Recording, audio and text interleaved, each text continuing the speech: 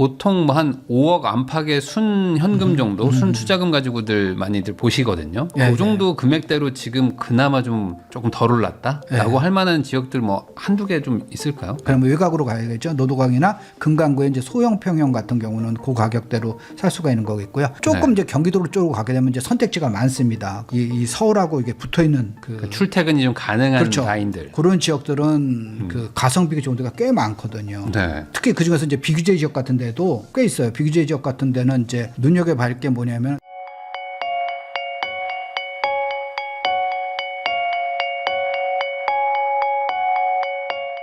아기곰의 재테크 불변의 법칙이라는 베스트셀러를 쓰셨죠. 아기곰님하고 지금 이야기 나누고 있는데요. 그러면 결국에 이제 어쨌든 이 방향이 이렇게 가면 부작용들도 막 생기니까 뭐 시청하시는 분들 입장에서는 우리 가족을 챙기려면 뭐라도 이제 뭔가 선택을 해야 되는데 네. 아까 잠깐 얘기해 주셨듯이 이제 양극화가 일어나고 있고 그러니까 지방과 서울의 양극화 그리고 이제 서울 안에서도 이제 뭐 1분위와 5분위의 뭐 양극화들도 막 일어난다고 했잖아요. 네, 네. 그러니까 달리는 말을 올라타라는 얘기도 있고 네. 아니다. 갯매우기다 이런 얘기도 있고 지금 이제 촬영일이 5월 중순인데 오늘 기준으로 봤을 때는 뭐 서울 수도권 매수하시려는 분들 입장에서는 좀 갯매우기에다가 베팅하는 게 맞나요? 어떻게 보세요? 이 주택 시장, 부동산 시장 굉장히 그 지역별 차별화가 굉장히 많아요. 네. 그래서 사실 보면은 투자 측면에서 보면은 아주 저평가됐다는 지역도 사실 없고 아주 고평가됐다고 볼 수는 없어요. 세상에 투자자가 자기 본인만 있다 그러면은 딴 사람들 안 사고 나만 샀다 그러면은 그런 게 발생할 수가 있는데 수천만 사람, 수백만 사람들이 여기가 좀 더 싸면 여기 사고 여기가 비싸면 안 사고 이렇게 되면서 그게 바로 이제 시장 가격으로 형성된 거거든요. 그래서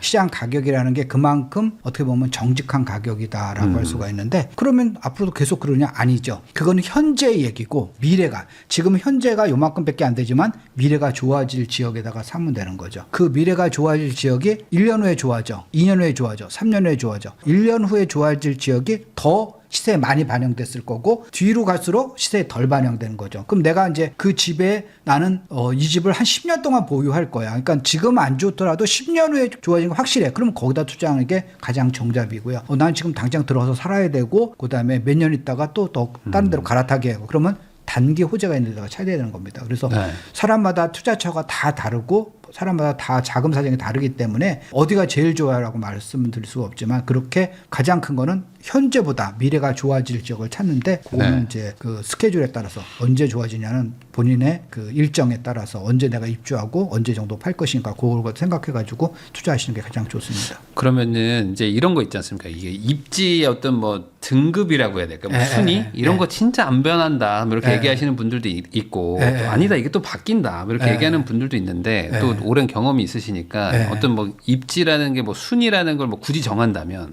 이게 막 바뀌기가 쉽지는 않은 건가요? 어떻게 보세요? 그게 거의 안 바뀌어요. 이제 거의 안 바뀌는 게 뭐냐면 1등, 2등, 3등, 4등 그게 안 바뀌는 게 아니라 이제 고가 지역하고 저가 지역하고 섞이지가 잘 않더라고요. 그래서 우리나라 이제 고가 지역 그러면은 14개에서 15개를 볼 수가 있거든요. 네. 그게 지금 왠지 전에까지는 제가 15개입니다라고 하는데 지금 이제 15위가 종로구예요. 종로구도 고가 지역이죠. 근데 지금 앞에 14개 지역은 14위가 이제 중구예요. 근데 14위까지는 쭉쭉쭉 오르는데 이제 종로구가 주춤주춤하면서 오히려 밑에 16위 이런 데가 이제 쫓아와가지고 지금 14위하고 15위 차이가 더 많이 벌어졌어요. 옛날에는 15위 차이까지 여기 있고 16위부터는 차이가 많았는데 16위는 올라오고 14위 이상은 더 올라가는데 15위는 안 올라가니까 지금은 15위하고 종로구가 좀 애매해졌네요. 네. 그러니까 종로구를 갖다가 지금 현재 고가 지역으로 봐야 되느냐 아니면 그냥 중고가 지역으로 봐야 되느냐 하고 이제 지금 고민을 하고 있는 이제 그건데 하여튼 종로까지 포함해 15개 지역이 10년 전에도 그 안에 그룹이 있었고 20년 전에도 그 안에 가장 비싼 지역 15개 지역이 있었던 거예요. 그러니까 그게 이제 10년 전에는 이런 데가 높았고 지금은 20년 전에 이렇게 높았고 그게 아니라 그 15개 지역 안에서 어떤 게 뭐 이제 1등은 뭐 강남구였죠. 근데 그 중에서 어떤 게 7등이고 어떤 게 9등이고 그건 왔다 갔다 했더라도 그 그룹 안에서는 그게 거의 있었어요. 그래서 그게 이제 우리나라 쉽게 바뀌진 않는다. 네, 경제 구조 때문에 이제 고착화된 거로 보여져요. 그나마 그 안에서 순위가 바뀌는 거는 뭐 뉴타운 같은 대규모 어떤 개발이 일어나면 그렇죠. 좀 바뀌나요? 네, 새 아파트들이 많이 들어가게 되면 이제 낡은 아파트부터 새 아파트가 비싸잖아요. 그럼 평균 가격이 올라가죠. 그다음에 이제 재건축 같은 게 많이 되게 되면은 또 거기서 보면은 낡은 가격 동네가 확 바뀌니까 또 바뀌어지고 그래서 거기서 이제 왔다 갔다 하는 거는 있어요. 그런 거. 그러면 이게 주식하고 달리 뭐 주식은 뭐 삼성전자도 살 수 있고 애플도 살 수 있고 돈의 크기랑은 상관없이 그렇죠. 뭐 종목을 선택할 수 있는데 부동산은 내가 강남 사고 싶어도 못 사잖아요. 그러면 그냥 결국에는 내 능력 안에서 대출해주는 만큼 그냥 최대한 좋은 거 사라 이렇게 그렇죠. 봐야 되는 건가요? 네. 순위가 안 바뀌니까. 그렇죠. 강남만 쳐다보는 거는 조금 좋은 게 아니고요. 네. 그다음에 투자 측면에서 신기한 게 뭐냐면은요. 강남이 금액을 따지면 많이 올라요. 그러니까 네. 그래서 강남이 뭐 집값이 5억이 올랐어요라는 거예요. 예를 들어서 50억짜리가 55억이 됐어요. 5억이 오른 거잖아요. 와, 5억이라니. 5억은 내가 평생 번 거보다 더 많을 수가 있어요. 이렇게 사람들이 생각하지만은 50억짜리가 55억 된 거는 10%밖에 오르지 않은 거예요. 근데 네. 다른 지역에 10억짜리가 만약에 3억이 올랐어. 그러면 아까 50억에서 50억 되면 5억이 오른 것보다는 3억이면 적게 보이는 거지만 아니에요. 10억짜리가 13억 되면 30% 오른 거잖아요. 네. 여기는 10% 오르고 30%된 거기 때문에 뒤에 지역, 그러니까 10억짜리 지역이 훨씬 더 좋은 겁니다. 그래서 자기 투자금 대비해서 몇 % 올랐느냐. 그러니까 아까 상승률도 중요하고 그다음에 수익률 따져볼 때 강남, 그러니까 문재인 정부 출범해가지고 지금까지 그 상승률 1위가 강남구가 아니에요. 네. 강남구는 5위예요. 수익률 따지면 더 한심합니다. 수익률을 보게 되면은요, 20위 안에 못 들어요. 강남구는. 네. 강남구보다 더 수익이 좋은 데가 더 많더라는 거죠. 네. 그러니까 꼭 내가 강남구에 집 안 사면 차라리 안 사겠어라고 하는 거는 굉장히 사실 보면은 좀 좋은 전략은 아니에요. 사실 뭐 강남구는 그냥 뭐 마지막 집 인생 마지막 집처럼 그냥 사시는 거지. 그냥 뭐. 상징적인 거죠. 그게 뭐 상징. 수익률이 뭐 엄청 좋진 네, 않죠. 맞아요. 네. 투자 측면에서 보니까 투자 측면으로 강남구 사는 거는 약간 어리석다라고 볼 수가 있어요. 그거는 일종의 이제 아까 말씀대로 제가 부인란님 말씀하신 대로 약간 신분제 또는 지위적인 성격이 있죠. 그래서 나 성공한 사람이야. 트로피 이제. 느낌으로 그냥 이렇게 약간 사는 거죠. 예, 예. 네, 요즘 같이 뭐 대출 2억밖에 안 나오는데 그거 사서 뭐 수익률로 치면 사실 너무 떨어지긴 하는데 네, 그 돈 갖고 따는 게 낫죠. 또 그럼에도 불구하고 이게 또 집이다 보니까 또 네. 수익률로만 따질 수는 없잖아요. 네. 가장 많이 생각하는 게 어쨌든 공급 부족한 데를 사라 뭐 이런 얘기들도 많고 네. 아니다 공급 많은 데들이 차라리 지금 눌려 있기 때문에 요거 사라. 네. 그러면 수익률이 좋다 뭐 이런 얘기도 있지 않습니까? 지금은 어쨌든 공급 부족한 지역들도 많이 보이고 뭐 공급 많아서 뭐 정말 소위 말하는 정말 횡보만 하고 있는 곳들도 있는데 네. 어떻게 봐야 될까요? 큰 틀에서는 지금 같은 상황에서는. 공급 부족 같은 경우는 보면은 우리가 이제 국토교통부에서 자료가 다 나오기 때문에 네. 물론 이제 제가 이제 그런 걸 이제 분석해서 이제 강의도 하고 책도 쓰고 그러지만은 공급 부족하는 지역 같은 건 여러분들도 충분히 찾아낼 수가 있어요. 요즘 많이 쉬워졌죠. 네. 네. 거기서 보면은 옛날에는 정보가 없어 투자를 못 한다. 근데 그건 옛날 얘기고 요즘은 정보가 너무 흘러넘치죠. 그 흘러넘는 정보를 갖다가 내가 얼마나 분석할 것인가 그거에서 이제 승부가 갈리는 건데 지금 현재 보면은 그래서 공급 부족하는 지역들이 꽤 많아요. 특히 이제 뭐 수도권 지역 같은 경우는 뭐 당분간 몇 년간은 굉장히 이제 공급 부족에 이제 시달릴 가능성이 높다라고 할 수가 있고요. 네. 그래서 그런 지역을 중심으로 해가지고 본인들이 조금 내 집 마련을 이렇게 비싼데 집을 사는 게 맞아? 이렇게 비싼 게 아니라 그동안의 돈 가치, 과거에 비해서 돈 가치 떨어진 거에 한번 생각을 해보세요. 그러니까 내가 20년 전에 집을 산 거하고 지금 집을 산 거, 집값이 엄청 올랐죠. 근데 네. 그동안의 돈 가치 떨어진 거 한번 따져보시면은 이래서 집값이 오르는 거구나 그걸 다 알 수가 있습니다. 그러면 이제 아무래도 시청하시는 분들이 보통 뭐 한 5억 안팎의 순 현금 정도, 순 투자금 가지고들 많이들 보시거든요. 예, 그 정도 금액대로 지금 그나마 좀 조금 덜 올랐다라고 할 만한 지역들 뭐 한두 개 좀 있을까요? 서울 같은 데서는 사실 그 정도 금액 갖고 살기가 이제 많지는 않아요. 그러니까 아까 네. 그러면 외곽으로 가야겠죠. 노도강이나 금강구의 이제 소형 평형 같은 경우는 그 가격대로 살 수가 있는 거겠고요. 조금 네. 이제 경기도로 쪽으로 가게 되면 이제 선택지가 많습니다. 그래서 경기도라고 너무 우습게 아시지 말고 경기도라는 게 사실 보면은 이게 서울과 연계된 쪽, 그러니까 네. 서울과 연계되지 않은 쪽 뭐 평택이라든가 이천 이런 데는 서울과 출퇴근하기 좀 쉽지가 않잖아요. 네. 그런 쪽은 잘 오르지가 않은데 이 서울하고 이게 붙어 있는 그 출퇴근이 좀 가능한 그렇죠. 라인들. 그런 지역들은 그 가성비가 좋은 데가 꽤 많거든요. 네. 특히 그 중에서 이제 비규제 지역 같은 데도 꽤 있어요. 비규제 지역 같은 데는 이제 눈여겨볼 게 뭐냐면 내가 지금 당장 돈이 별로 없어. 내가 딸 모아도 요거밖에 없어. 근데 그거 갖고 실거주를 하려고 그러면 또 그것도 돈이 부족해서 안 돼. 그러면 당장은 내가 거기 거주 안 하더라도 전세를 끼고 살 수가 있잖아요. 그러니까 네. 정부에서 제일 싫어하는 이제 갭 투자가 될 수 있는데 난 정부가 싫어하는 건 난 안 하겠어. 그럼 뭐 하지 마는 거 좋은데 본인의 인생이잖아요. 네. 그분의 인생이니까 그 잘 선택을 하셔야죠. 그래서 거기서 보면은 그런 지역 같은 경우는 오히려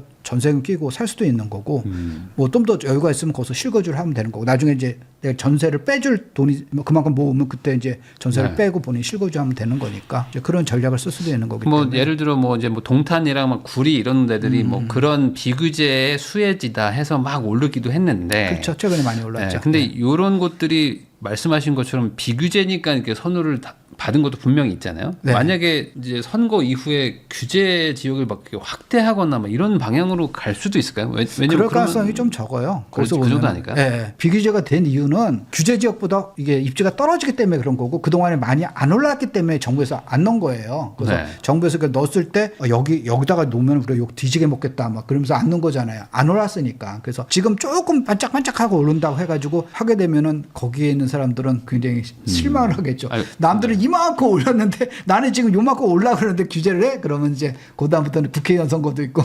옛날에는 근데 막 동두천까지 막 다 조정 대상 지역으로 막 묻고 했으니 그렇죠. 이번에도 또 그런 일이 일어나면은 괜히 내가 비규제라고 해서 샀다가 좀 네. 나중에 뒤통수 맞는 거 아니야? 뭐 이런 걱정들 하실까봐 그러면은 당분간 이렇게 규제 지역이 확대되고 이쪽으로는 안 갈까요? 그 비규제 지역하고 규제 지역하고 큰 차이는 뭐냐면은요. 내가 지금 현재 비규제 지역에서 샀을 때는 2년 실거 조건이 없어요. 사는데 그건 살 때 기준이에요. 팔 때 기준이 아니라 산 다음에 나중에 2년 보유하고 팔아도 그거는 언제든지 팔아도 된다. 언제든 팔아도 돼요. 그러니까 그거는 살 때 선택하는 거니까 그거는 나중에 뭐 3년 후에 규제 지역 되면 그거는 미리 뭐 걱정할 필요는 없는 거고요. 지금 비규제 지역이었을 때 사는 게 만약에 내가 자금이 적으면 비규제 지역은 갭 투자가 가능하고 규제 지역은 갭 투자가 안 된다 그런 차이가 있으니까 그러니까 그거는 아까 말씀드린 대로 규제 지역이 좀 더 오르고 있어요. 내가 실거주를 할 거예요라고 하게 되면 자금이 충분하고 실거주를 할 거예요. 그러면 규제 지역 사는 것도 좋아요. 그런데 내가 자금이 적고 대안이 없어요. 그러면 비규제 지역도 방법이다라는 겁니다. 그러면 이제 비규제 지역이 결국에는 갭 투자를 하려고 생각하니까 비규제를 보는 거지. 뭐 그렇죠. 실거주 할 거면 뭐 굳이 비규제 지역까지 안 가는 경우도 많잖아요. 자금 문제가 또 있죠. 자금이 있긴 하겠지만 그러면은 역설적으로 지금 이제 비거주 1주택자들 보고 집 팔아라. 곧 뭐 증세한다. 뭐 이런 얘기들이 나오는데 지금 비규제 지역에 전세를 끼고 사는 거는 약간 역행하는 분위기인데 그럼에도 불구하고 이걸 하는 게 계산을 해보면 더 낫다 이렇게 봐야 될까요? 무주택자로 있는 것보다는 훨씬 더 낫죠. 그러니까 지금 돈이 굉장히 시중에 많이 풀리잖아요. 그러니까 오늘 이제 한국은행에서 3월 유동성 증가를 발표를 했거든요. 근데 그 작년 2월부터 올해 2월까지 통화량 증가가 M2 통화량 증가가 이제 옛날 기준으로 하게 되면 9.1%가 상승했어요. 근데 3월 달은 작년 3월에 비해서 올해 3월까지가 9.3%가 증가됐어요. 그러니까 증가폭이 굉장히 크거든요. 역사적 평균치가 얼마냐 하면은 2006년부터 2025년까지 지난 20년간 이 평균치가 뭐냐면 전년 대비 7.7% 증가해요. 그러니까 지금 역사적 평균치보다 굉장히 이게 그 높게 이제 증가한 거예요. 그래서 지금 현재 뭐 시중에 돈이 엄청 빠른 속도로 풀리고 있다라는 거예요. 그럼 그 돈이 다 어디로 가겠어요? 그러니까 뭐 부동산 시장은 다 오지는 않습니다. 하지만 그게 다 물가를 자극하고 자산 시장을 자극하는 거예요. 지금 현재 보면은 무주택자라고 그러면은 정말 집을 사세요. 사는 게 나아요. 거기서 보면은 통계랑 역행하지 마라. 통계가 지금 그렇게 가고 있으니까. 그러면 반대로 지금 이제 다주택자분들 중에 어느 정도 좀 정리는 했지만 그럼에도 불구하고 뭐 못 팔거나 뭐 안 팔려가지고 들고 가시는 분들도 있고. 근데 뭐 남아 있어요. 지금 아직 뭐 오피스텔도 있고 뭐 빌라도 있고 하잖아요. 근데 얘네들은 이제 상대적으로 뭐 양도 차익이 크진 않겠죠. 이런 것들은 좀 정리를 해야 될까요? 처분해야죠. 빨리빨리. 규제 지역에는 아파트는 못 팔잖아요. 지금 처분하게 되면 세금이 많은 거예요. 그거는 못 파는 건 알아. 그러면 그 사이에 이제 딴 거라도 팔아야죠. 비규제 지역에 있는 거 아파트를 판다던가 또는 규제 지역에 있는 빌라를 판다던가. 그러니까 딴 거를 이제 오피스텔 판다던가. 그러니까 양도세 중과가 안 되는 거는 지금 팔아가지고 주택수 자체를 줄여야죠. 그래 줄여야지 다음에 이제 팔 기회가 왔을 때 몸을 가볍게 만들어가지고 그 중에서 한두 개만 팔면은 이제 1주택자가 된다던가 이렇게 되는 건데 그야말로 좀 이제 심하게 너저분하게 막 이거 막 사가지고 하고 주택수만 하게 되면은 그거는 너무 무거워가지고 자기가 움직일 수가 없어요. 어떤 무겁다는 건 뭐냐면 어떤 변화에 유연하게 대처할 수가 없다라는 겁니다. 투자지역도 굉장히 안 좋은 설명입니다. 굳이 막 쪼개진 마라. 네, 그럴 필요가 없죠. 지금은 그렇게 해서 좋을 건 없을 것이다. 그리고 이런 거 요즘 얘기가 나오는 게 뭐냐면 저도 막 댓글이 달리는데 지금은 지방의 시대다. 그러니까 서울 수도권에 계신 분들도 좀 지방 대도시 갭 투자해라. 뭐 이런 얘기들도 좀 나옵니다. 이거에 대해서는 좀 어떻게 생각하세요? 이제 강북 가면 이제 강북 시대라 그러고 네. 지방 가면 지방의 시대라 그러고 동해안 가면 동해안 그렇죠. 뭐. 북방의 시대라 그러고 서해 가면 이제 그 서해안 시대라고 다 그러더라고요. 그러니까 네. 그거는 그냥 정치적 수사다라고 생각하시면 그러니까 굳이 되겠고. 지방에 투자하는 거는 좀 그럴까요? 통계를 보라는 거죠. 통계를 보면 리스크가 지금 있다. 수도권의 인구가 늘고 있는지 주택 네. 수요가 늘고 있는지 수도권의 주택 수요가 늘고 있는지 수도권이라고 다 하는 건 아니고 그중에서 느는 지역이 있고 덜 느는 지역이 있고 그러니까 그 지역에 단순히 인구 증가만 보는 게 아니라 일자리 증가도 같이 한번 보셔야 돼요. 네. 네. 그럼 반대로 지방에 실거주를 하셔야 되는 뭐 지방에 직업이 있고 뭐 계속 여기서 살아야 되는 앞으로 못해도 한 15년, 20년 살아야 되는 분들도 요즘에는 아 그래도 서울에 하나 사놔야 되는 거 아닌가 뭐 아니면 뭐 비규제 지역 뭐 어디 뭐 동탄이라도 사놔야 되나 뭐 이런 걱정들 막 하시는데 그래야 되나요? 어떻게 봐야 돼요, 이걸? 그게 이제 아이러니예요. 지방 분들은 서울에 사지 말라는 정책이 토지잖아요. 네. 수도권 사지 마라. 그러니까 서울에 25개 지역과 12개 지역은 지방 사람들은 집 사지 마. 수도권에 사는 사람만 사라는 정책이란 말이에요. 네. 제가 이제 뒤틀어서 말씀드리면 그 얘기란 말이에요. 그러면 지방 분들은 나 지금 수도권의 사람보다도 소득이 상대적으로 적은데 그 투자할 수 있는 기회도 없어? 라는 거죠. 그러면은 이제 우리 아들은 마침 이번에 서울에 대학을 갔으니까 계획을 갖다 빨리 세대 분리를 해가지고 네. 집을 사게 만들자. 만 25세만 넘고 걔가 이제 드디어 편의점 알바를 해가지고 네. 한 달에 한 150만 원에도 벌게 되면은 세대 분리 해가지고 걔 이름으로 집을 사자. 이제 이렇게 돼버리는 거예요. 그러니까 오히려 이게 원래 그 친구는 이제 대학교 졸업하자마자 이제 지방 내려올 생각도 있었거든요. 그러니까 자꾸만 수도권으로 몰리게 되는 오히려 그것 때문에 지방에 사는 사람은 수도권에 투자를 못해라는 그 정책 때문에 그래? 그럼 내가 서울로 갈게. 더 수도권 조급해진다. 갈게. 이렇게 돼볼 수가 있으니까 오히려 그게 조금 시장에 좀 더 왜곡 현상을 더 불러일으킬 가능성이 있어요. 그럼에도 불구하고 그럼 지방 분들한테는 그거를 좀 권해야 되나요? 어떻게 그럼에도 불구하고 실거주는 지방에서 하세요라고 해야 되나요? 이거 어떻게 될까요, 이거? 지금 현재로 보면 수도권을 살 수가 없죠. 네. 살 수 없는데 이제 지방에서도 보면 그 안에서도 이제 또 그 자체적으로 또 양극화가 벌어져요. 양극화가 벌어져가지고 부산 같은 데가 이제 대표적인 케이스인데 부산에가 이제 보통 이제 집값 비싼 데가 이제 해수동이라 그러잖아요. 그러니까 제곱미터당 가격을 하게 되면은 사실 보면 수용구가 제일 비싸고요. 그러니까 서울 수도권 빼고 서울 경기 지역 빼고 지방에서 제일 비싼 데가 수영구예요. 네. 수영구, 그다음에 동래구, 해운대구 그래가지고 근데 우리가 보통 해수동이라 그러고 그다음에 이제 네 번째가 연제구. 그래서 그 네 군데가 제일 부산에서 비싸거든요. 근데 지금 현재 부산에서 그러니까 11호 조치 이후에 부산도 꽤 11호 조치 우리 많이 올랐어요. 그 중에서 제일 많이 오른 4개 지역이 바로 그 지역이에요. 해수동 지역하고 연제구, 그 네 구역이고. 그럼 상대적으로 제일 적게 오른 데는 어디예요? 부산 분들은 아시죠? 영도구. 그럼 거기가 이제 부자 동네인지 아는 건지 아시잖아요. 영도구 또는 사상구, 네. 중구 뭐 이런데 그런 데 같은 경우는 조금 부산에서도 집값이 싼 지역이거든요. 그러니까 그런 지역 같은 경우는 양극화가 일어나고 있다. 오히려 지금도 막 떨어져요 집값이. 네. 해운대나 뭐 수영구 이런 데 오르는데 그런 데도 집값이 떨어지고 그러니까 부산 지역 안에서도 보면 수요가 이제 한 군데로 좀 약간 고급 지역으로 몰리는 거죠. 그러니까 결국에는 양극화에서 상단에 차지하는 지역으로 최대한 가라. 네. 내 능력에 맞춰가지고. 그러니까 인간의 본성이라서 그래요. 인간의 본성이기 때문에 그렇습니다. 이거는 앞으로도 계속 될 수밖에 없을 것이다. 네. 그건 우리나라뿐만 아니라 미국도 마찬가지고 다른 나라도 영국, 프랑스 다 마찬가지입니다. 그래서 그게 인간의 본성이기 때문에 그 양극화를 이제 막기가 쉽지가 않죠. 지금까지 아기곰님 모시고 최근 부동산 시장에 대해서 다양한 이야기 나눠봤고요. 또 이제 더 궁금하신 분들은 요 아기곰의 재테크 불변의 법칙, 뭐 오래된 베스트셀러입니다. 이게 또 개정판이 나왔기 때문에 이것도 한번 읽어보시면은 더 도움이 되실 거라는 생각이 들고요. 요 얘기를 마지막으로 저도 아기곰님하고 인사 나누도록 하겠습니다. 오늘 나와주셔서 감사드립니다. 예, 감사합니다.